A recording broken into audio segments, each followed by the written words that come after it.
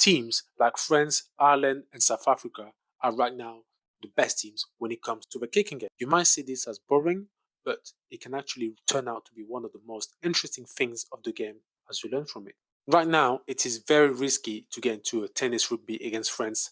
In the last couple of years, as we have some amazing players that can get into the opposition's territory through the kicking, but also players that are able to run it from the back like Dupont, Ramos, Penaud, and Ntamak.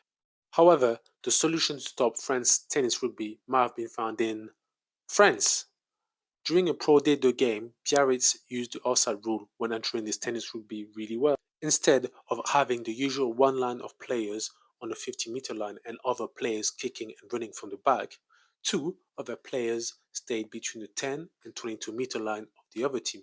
Now, when kicking, they weren't moving, but as soon as the other team got the ball and made a few steps ahead, they became onside. They basically used the rule which states that if an opponent makes 5 meters with the ball or pass it, you become onside. And you are able to put an immediate pressure on the opposite player so that they could not kick back properly or have space up front to run the ball back. For this to work, the players staying ahead need to be quite agile and quick to react. So ideally, we need a center and a back row. Now, imagine if Ringrose and Van der Fleer were doing this.